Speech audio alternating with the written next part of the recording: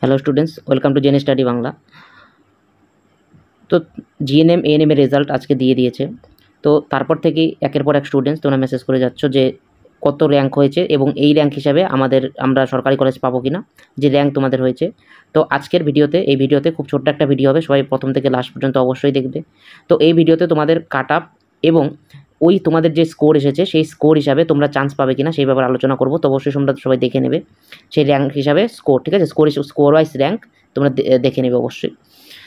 তো তার আগেই বলে দিচ্ছি, এরা যখন তোমাদের পরীক্ষা স্টার্ট হয়েছিল বা পরীক্ষা হয়েছিল তখনই আমি তোমাদের বলে দিয়েছিলাম যে এবারের কাট আপ কিন্তু অনেকটা হাই যাবে, কারণ যে কোশ্চেনটা হয়েছে কোশ্চেনটা অনেকটা ইজি হয়েছে।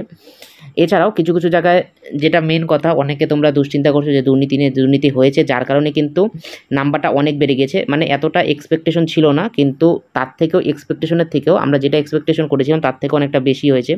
তো তোমরা দেখতে পেয়েছো যে অনেক স্টুডেন্ট 114ও পেয়েছে, হয়তো কেউ 115ও পেয়েছে। তো দেখো, এটা দুর্নীতি না হলে কখনোই সম্ভব না। তো যারা পেয়েছে, তো সেই দুর্নীতির বিরুদ্ধে তোমরা কিছু করতে পারবে না, আবার আমরাও কিছু করতে পারবো না, ঠিক আছে? তো দেখা যাক যে কীরকম র্যাঙ্ক হয়েছে, তারপর তোমাদের স্কোর হিসাবে কতটা র্যাঙ্ক আছে, কে চান্স পাবে কে চান্স পাবে না, তারপরে তোমাদের অন্য কথাগুলো বলছি।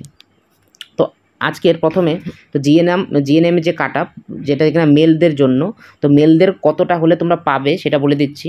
তো দেখো, মেল স্টুডেন্টস যারা আছো, তো মেল প্রথমে বলে দিচ্ছি যে কতগুলো এবার সিট আছে। তো এবার যদি আমি বলি জিএনএমের সিটের কথা, সেটা হচ্ছে ছেলেদের জন্য কত 120, আর মেয়েদের জন্য কত 2727, আর এএনএমের র্যাঙ্ক কত 874, ঠিক আছে? তো এই যে 120 আছে, 120 আছে ছেলেদের জন্য। এবার ক্যাটাগরি, ছেলেদের ক্যাটাগরি ওয়াইজ র্যাঙ্ক এবং তোমরা কত পেয়েছো সেই হিসাবে কাট আপটা। তো এটা হচ্ছে তোমার লাস্ট, ঠিক আছে? এটা হচ্ছে ক্লোজিং র্যাঙ্ক, ঠিক আছে? ক্লোজিং র্যাঙ্ক মানে এরপরে হয়তো আর তোমরা পাবে না, ঠিক আছে? এরপর এই র্যাঙ্কগুলো যতগুলো দেখছো লাস্ট র্যাঙ্ক, আর এগুলো কিন্তু প্রত্যেকটা জিএমআর, ঠিক আছে? তো তোমরা যখন দেখবে জিএমআর র্যাঙ্ক, তো যারা জিএনএম দেখবে তারা জিএনএমের জিএমআর র্যাঙ্ক দেখবে, আর যারা এএনএমে পড়বে তারা এএনএমের জন্য জিএমআর র্যাঙ্ক দেখবে, কেউ কিন্তু ক্যাটাগরি র্যাঙ্ক দেখবে না। তো ওপেন ক্যাটাগরি থেকে যদি বলি ছেলেদের কথা, তাহলে যাদের কি না তোমরা 99 পেয়েছো, ঠিক আছে? 99 পেয়েছো, তাদের র্যাঙ্ক হবে 165 লাস্ট। ওবিসি এ থেকে যারা বিলং করো, যারা 98+ পেয়েছো, তাদের র্যাঙ্ক হবে কত 300-র মতো। আচ্ছা, ওবিসি বি থেকে, আচ্ছা এটা অনেকটাই বেশি আছে। ওবিসি এটা হবে না, ঠিক আছে? ওবিসি এটা হবে না, ওবিসি এ 240,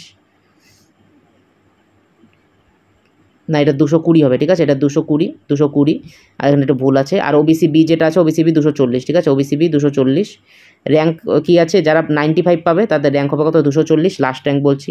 আর এসসি থেকে যারা বিলং করো, লাস্ট র্যাঙ্ক 240 93+। এসটি থেকে যারা বিলং করো 7000 লাস্ট র্যাঙ্ক, যারা কাট আপ কত 60+।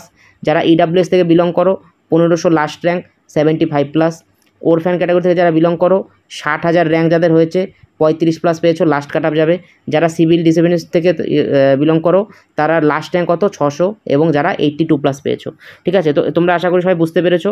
এটা হচ্ছে র্যাঙ্ক, মানে লাস্ট কত র্যাঙ্ক হলে তোমাদের নিতে পারে, কত পর্যন্ত যেতে পারে। লাস্ট যার 165 আছে ততদূর পর্যন্ত, লাস্ট যার এখানে 220 আছে 240 আছে ততদূর পর্যন্ত, ওবিসিবি 220 পর্যন্ত, এসসি 240, এসটি 7000, ইডাব্লিউএস 1500।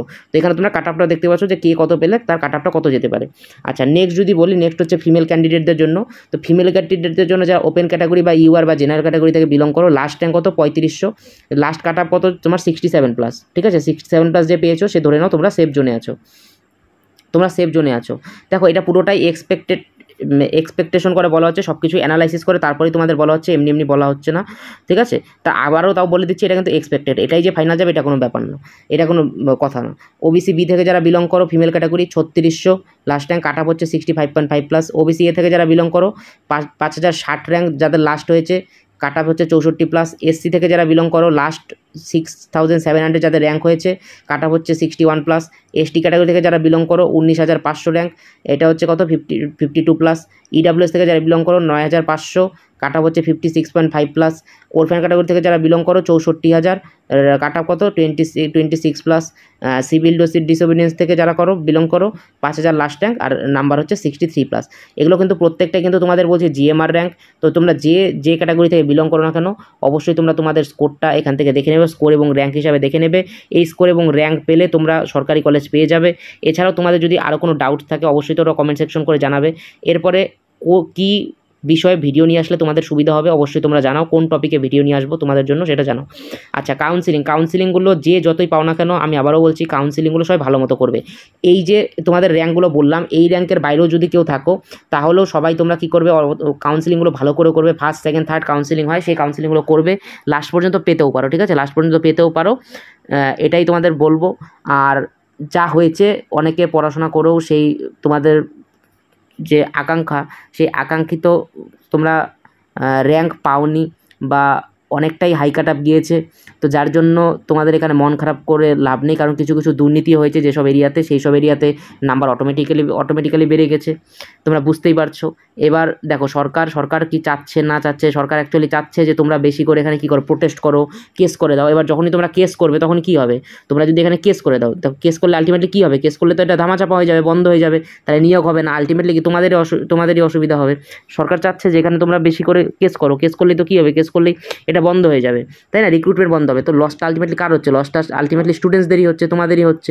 তো এখানে উত্ত্যক্ত করার চেষ্টা তো চলছেই, কিন্তু তোমরা এখানে উত্ত্যক্ত হলে চলবে না, এই সময় ঠান্ডা মাথায় থাকতে হবে। যারা এবার পাওনি, পরের ইয়ারের জন্য ট্রাই করো, এটাই শুধু বলবো, আর কিচ্ছু বলার নেই। আর র্যাঙ্ক বাড়ার যে ব্যাপারটা, যেটা ছেলেরা জিএনএম আছো, জিএনএমের জন্য র্যাঙ্ক আশা করি বাড়বে না। ছেলেদের জন্য যেটা 120 আছে এবং ফিমেলদের জন্য 2727 আছে, এটা হয়তো সেমই থাকবে। হয়তো এএনএম যে আছে, এএনএম যে 874 আছে, এখানে একটু চেঞ্জ হতে পারে, হয়তো এটা বাড়তেও পারে, এটা কমতেও পারে, ঠিক আছে? বাড়তেও পারে, কমতেও পারে।